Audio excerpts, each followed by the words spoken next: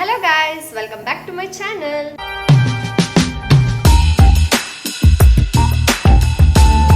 ಯಾರಿನ್ನೂ part 1 part 2 video ನೋಡಿಲ್ವೋ ಅದಾದಮೇಲೆ ಅದರದ್ದು ಕಂಟಿನ್ಯೂಯೇಷನ್ ವ್ಲಾಗ್ ಇದಾಗಿರುತ್ತೆ.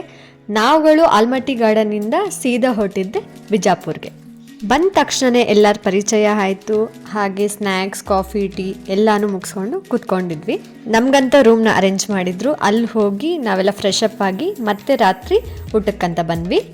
ಇದೇ ನಮ್ಮ ಡಿನ್ನರ್ ಸ್ಪೆಷಲ್. ಚಪಾತಿ ವಿತ್ ಎಣ್ಣೆಗಾಯಿ ಮತ್ತು ಚಟ್ನಿ ಪುಡಿ, ರೊಟ್ಟಿ ಎಲ್ಲನೂ ಇಟ್ಟಿದ್ರು. ಯಾರಿಗೆ ಯಾವ್ದು ಬೇಕೋ ಅದನ್ನು ಸರ್ವ್ ಮಾಡ್ಕೊಂಡು ತಿಂತಾಯಿದ್ವಿ. ನಾವು ಬಂದಿದ್ದು ನೆಕ್ಸ್ಟ್ ಡೇನೇ ಗೃಹ ಪ್ರವೇಶ ಇರೋದ್ರಿಂದ ಫುಲ್ ಬ್ಯುಸಿ ಇದ್ದರು. ಹಾಗಾಗಿ ನಾವು ಸ್ವಲ್ಪ ಹೆಲ್ಪ್ ಮಾಡೋಣ ಅಂತ ಮಾಡ್ತಿದ್ವಿ. ಹೂವು ಪೋಣಿಸ್ಕೊಡ್ತಿದ್ವಿ. ಈ ಥರ ಮನೆ ಫಂಕ್ಷನ್ಗಳಲ್ಲಿ ಎಷ್ಟು ಜನ ಇದ್ದರೂ ಸಾಲಲ್ಲ ಅನಿಸುತ್ತೆ. ಏನೋ ಒಂದು ಚಿಕ್ಕ ಪುಟ್ಟ ಕೆಲಸಗಳು ಇದ್ದೇ ಇರುತ್ತೆ. ಎಷ್ಟು ಮಾಡಿದ್ರೂ ಮುಗಿಯೋದೇ ಇಲ್ಲ. ನಾವುಗಳು ಆದಷ್ಟು ಟ್ರೈ ಮಾಡ್ತಿದ್ವಿ ಬೇಗ ಬೇಗ ಮುಗಿಸೋಣ ಅಂತ ಹೇಳಿ. ಆದರೂ ಆಗಲಿಲ್ಲ, ತುಂಬಾ ತಡ ಆಯಿತು.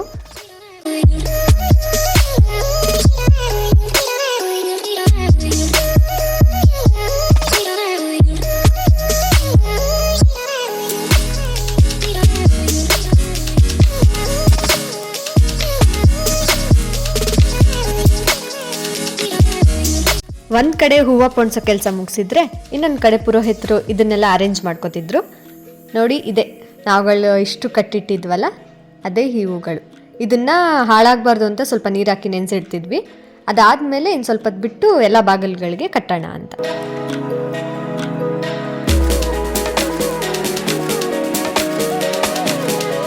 ನೆಕ್ಸ್ಟ್ ನಾವು ಹೂವು ಪೋಣಿಸೋದೆಲ್ಲ ಮುಗಿಸಿ ಆಚೆ ಬಂದ್ವಿ. ರಂಗೋಲಿ ಹಾಕೋಣ ಅಂತ, ಮತ್ತು ಡೆಕೋರೇಟ್ ಮಾಡೋಣ ಸ್ವಲ್ಪ ಅಲ್ಲಿ ಅಂತ. ಆಲ್ರೆಡಿ ಇವಳಿಗೆ ನಿದ್ದೆ ಮುಖ ಆಗಿತ್ತು, ಅದಕ್ಕೆ ಪೇಚಾಡ್ತಿದ್ದಾಳೆ ನಿದ್ದೆ ಮಾಡೋಕ್ಕೆ. ಬಟ್ ಇನ್ನೇನು ಮುಗೀತು ಕೆಲಸ, ಹೋಗೋಣ ಇರು ಅಂತ ನಿಲ್ಸ್ಕೊಂಡಿದ್ವಿ ಅವಳನ್ನ. ಎಲ್ಲ ಕಡೆ ಸೇಮ್ ಇದೇ ರೀತಿ ಗೃಹ ಪ್ರವೇಶ ಮಾಡ್ತಾರೆ ಅಂತ ಹೇಳೋಕ್ಕಾಗಲ್ಲ. ನಮಗೂ ಇಲ್ಲಿಗೆ ಬಂದಮೇಲೆ ಗೊತ್ತಾಗಿದ್ದು, ನಮ್ಮ ಕಡೆನೇ ಬೇರೆ ರೀತಿ ಮಾಡ್ತಾರೆ, ಇವ್ರ ಕಡೆನೇ ಬೇರೆ ರೀತಿ ಮಾಡ್ತಾರೆ. ಇಷ್ಟೊಂದು ಡಿಫ್ರೆನ್ಸಸ್ ಇದೆ ಅಂತ ಹೇಳಿ. ನಮ್ಮ ಆಚಾರ ವಿಚಾರನೇ ಬೇರೆ, ಇವ್ರ ಆಚಾರ ವಿಚಾರನೇ ಬೇರೆ. ಇಲ್ಲಿ ಬಂದು ನಾವು ತುಂಬಾ ತಿಳ್ಕೊಂಡ್ವಿ ಅಂತಲೇ ಹೇಳ್ಬೋದು. ಏನಿದು ಇಷ್ಟೊಂದು ಮೆಸ್ಸಿ ಇದೆ ಅನ್ಕೋಬೇಡಿ, ಪೂಜೆಗೆಲ್ಲ ತಯಾರಿ ಮಾಡ್ಕೋತಿದ್ರು, ಅದಕ್ಕೆ ಹೀಗಿದೆ. ಇದೇ ನಮ್ಮ ಫೈನಲ್ ಔಟ್ಕಮ್. ಬೆಳಗ್ಗೆ ಗೃಹ ಪ್ರವೇಶದ ದಿನ. ಬನ್ನಿ ಮನೆ ಹೇಗಿದೆ ಅಂತ ತೋರಿಸ್ತೀನಿ, ನೋಡ್ಕೊಂಡು ಬರೋಣ. ದೊಡ್ಡ ಮನೆನೋ ಚಿಕ್ಕ ಮನೆನೋ, ಕಷ್ಟಪಟ್ಟು ಅಷ್ಟು ವರ್ಷಗಳಿಂದ ಕೂಡಿಟ್ಟ ಹಣದಿಂದ ನಮ್ಮದೇ ಆದ ಸ್ವಂತ ಮನೆ ಕಟ್ಕೊಳ್ಳೋದ್ರಲ್ಲಿ ಖುಷಿನೇ ಬೇರೆ. ನಂಗೆ ಅನ್ಸಿದ ಪ್ರಕಾರ ದೊಡ್ಡ ಮನೆಗಳಲ್ಲಿ ತಲಾ ಒಬ್ಬೊಬ್ರು ಒಂದೊಂದು ಕಡೆ ಇರೋದಕ್ಕಿಂತ ಚಿಕ್ಕ ಮನೆಯಲ್ಲಿ ಎಲ್ಲರೂ ಒಂದೇ ಕಡೆ ಇದ್ದು ತಮ್ಮ ಕಷ್ಟ ಸುಖನ ಹಂಚ್ಕೋತಾರಲ್ಲ, ಅದೇ ಚಂದ ಅನಿಸುತ್ತೆ.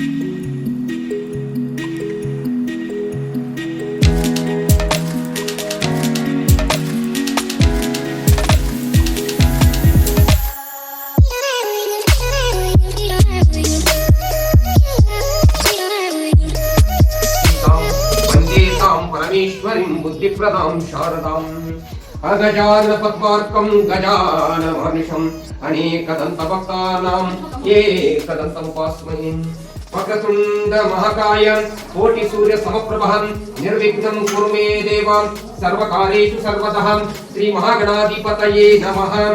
श्रीमद ಶರಣು ಭಕ್ತ ಸಮಸ್ತ ಅಂತಃಕರುಣದಲ್ಲಿ ಅನಾದಿಮಾಯಾಂ ವರದಿ ಮೈಲಿಗೆಯನ್ನು ತೊಳೆದು ಭಕ್ತ ಹರ ಓಂ ಗುರುಭ್ಯೋ ನಮಃ.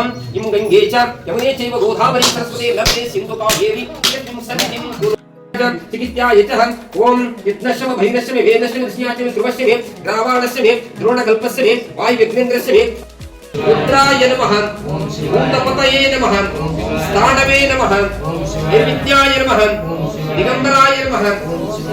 ಶೈಲವಾಸಾಯ ಮಂಗಲಂ ಶ್ರೀಮಲ್ಲಿನಾಥಾಯ ಮಂಗಲಂ ಶ್ರೀಶೈಲವಾಸಾಯ ಮಂಗಲಂ ಶ್ರೀ ಪಂಚಾಚಾರ್ಯಾಯ ಮಂಗಲಂ ಪರಶಿವನ ರೂಪಾಯ ಮಂಗಲಂ ಶ್ರೀ ಅಂದ್ರೆ ಪ್ರಪ್ರಥಮದಲ್ಲಿ ಆದಿಲಕ್ಷ್ಮಿ. ಅದಕ್ಕೋಸ್ಕರ ಆದಿಲಕ್ಷ್ಮಿಯ ಆಶೀರ್ವಾದ ಇರಲಿ. ಲಕ್ಷ್ಮಿ ಚಂಚಲೆ ಸ್ಥಿರವಾಗಿಲ್ಲ, ಬಡತನ ಶ್ರೀಮಂತಿಕೆ ಬರ್ತಾ ಇರ್ತದೆ.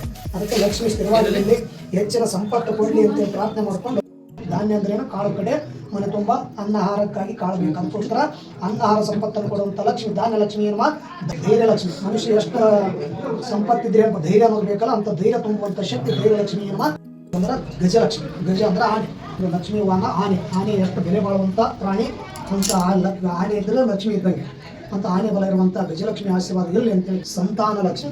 ಎಷ್ಟು ಕೋಟಿ ಮನೆ ಕಟ್ಟಿದ್ರಿ ಅಂತ ಪ್ರಯೋಜನ, ಮನೆಯಲ್ಲಿ ಸಂತಾನ ಅನ್ನೋದು ಬೇಕಲ್ಲ. ವಂಚತನ ಇದ್ರೆ ಮನೆ ವಂಶವೃದ್ಧಿ ಆಗಲ್ಲ. ಅದಕ್ಕೋಸ್ಕರ ಸದಾ ಕಾಲ ವಂಶ ಪರಂಪರೆಯಾಗಿ ಒಂದು ಸಂತಾನ ಲಕ್ಷ್ಮಿ ಆಶೀರ್ವಾದ ಇರಲಿ ಅಂತ ಪ್ರಾರ್ಥನೆ ಮಾಡ್ಕೊಂಡು.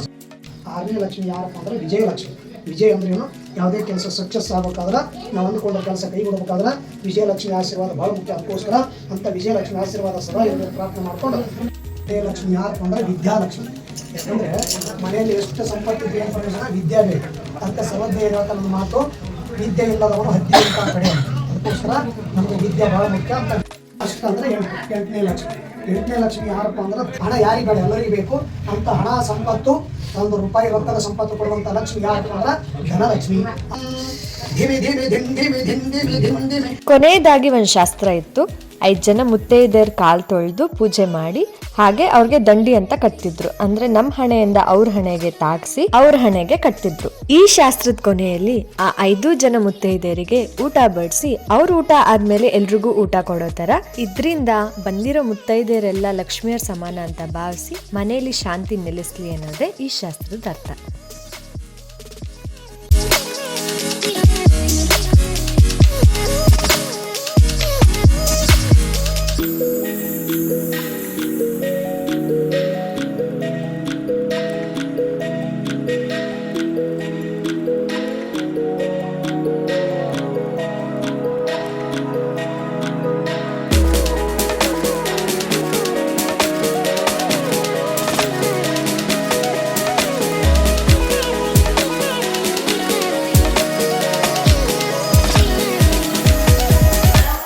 ನಮಗೆ ಬೆಳಗ್ಗೆನೆ ಟಿಫನ್ ಅರೇಂಜ್ ಮಾಡಿದ್ರು. ರವೆ ಇಡ್ಲಿ, ಅದ್ರ ಜೊತೆಗೆ ಚಟ್ನಿ ಮತ್ತೆ ಸಾಂಬಾರ್.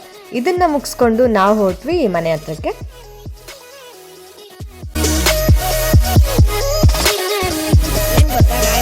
ಇವತ್ತು ಮನೆ ಗೃಹ ಪ್ರವೇಶ ಅಂದರೆ ಸ್ನೇಹ ನಾನು ಎದ್ದಿದ್ದು 4:30 ಹಾಗೆ. ಅವಾಗಿಂದ ಇವಾಗ ನಮ್ಮ ಪೂಜೆ ನಡೀತಾನೆ ಮಾಡ್ತಿದ್ರು. ಇಷ್ಟೊಂದು ನೋಡಿದ್ವಿ. ಇವಾಗ ಸ್ವಲ್ಪ ಮೇಲೆ ಬಂದಿದ್ವಿ ಟೆರೆಸ್ ಮೇಲೆ. ಅವ್ರುಗಳು ಏನೇನೋ ಪೂಜೆ ಮಾಡ್ತಿದ್ದಾರೆ ಮನೆಯವರೆಲ್ಲ, ಅದಕ್ಕೆ ಆಚೆ ಬಂದ್ವಿ.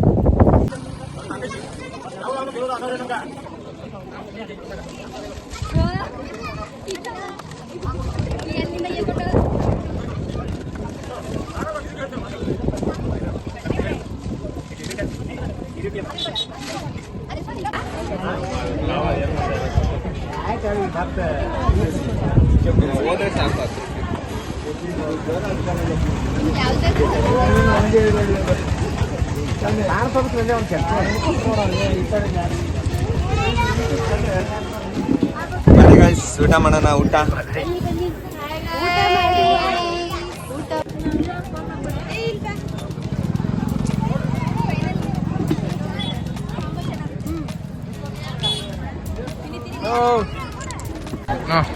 ಪ್ಲೇಟ್.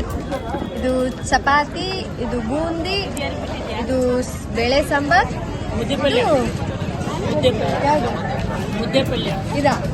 ಇದು ಮುದ್ದೆ ಪಲ್ಯ ಅಂತೆ. ಇದು ಎಣ್ಣೆಗಾಯಿ ನಮ್ ಕಡೆ ಮಾಡೋದು. ಉಪ್ಪಿನಕಾಯಿ, ಎಣ್ಗಾಯಿ. ಇದು ಉಪ್ಪಿನಕಾಯಿ. ನಾನು ಅದೇನೋ ಪುಡಿ ಚಟ್ನಿ ಪುಡಿ ಹಾಕೊಂಡಿಲ್ಲ, ತಿನ್ನಲ್ಲ. ಮೊಸರು ನಾನು ತಿನ್ನಲ್ಲ. ಟೇಸ್ಟ್ ಗೈಸ್ ಚೆನ್ನಾಗಿದೆ, ನಂಗೆ ಇಷ್ಟ ಆಯ್ತು.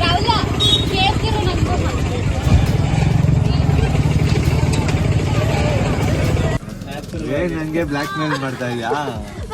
ನಂಗೆ ಬ್ಲಾಕ್ ಮೇಲ್ ಗೊತ್ತಿದ್ದಾನೆ ಮಂಕಿ.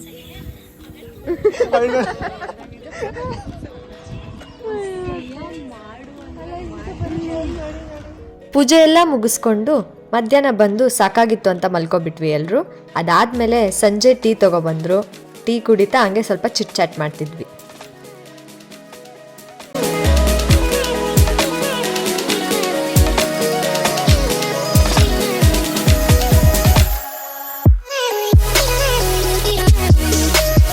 ಕುಡಿದು ಸ್ವಲ್ಪ ಮಾತುಕತೆ ಆಡಿ ಮತ್ತೆ ಹೊಸ ಮನೆ ಕಡೆ ಹೊರಟ್ವಿ.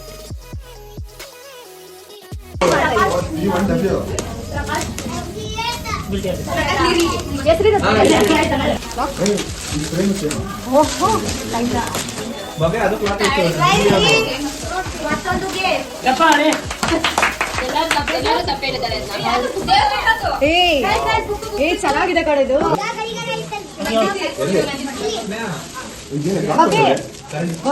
ಎಲ್ಲ ಸೆಂಟಿ ಒಂದು ವ್ಯೂ. ರಿಯಲ್ ತರ ಫೀಲ್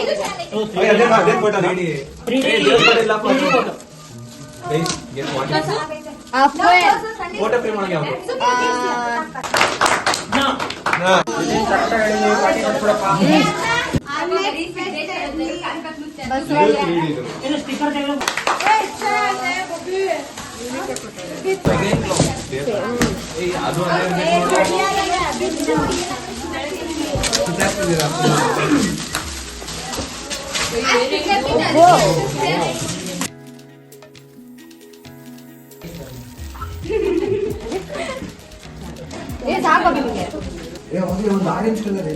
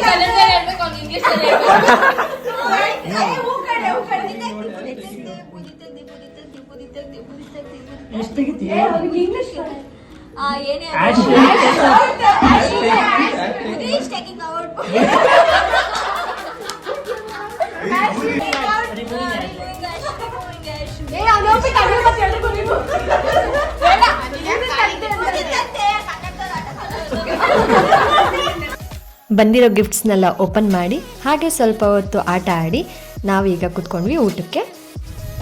ಈ ವಿಡಿಯೋ ಇಷ್ಟೇ. ನಿಮಗೆ ಈ ವಿಡಿಯೋ ಇಷ್ಟ ಆಗಿದ್ರೆ ಲೈಕ್ ಮಾಡಿ, ಶೇರ್ ಮಾಡಿ, ಹಾಗೆ ನನ್ನ ಚಾನಲ್ಗೆ ಸಬ್ಸ್ಕ್ರೈಬ್ ಮಾಡಿ. Thank you so much.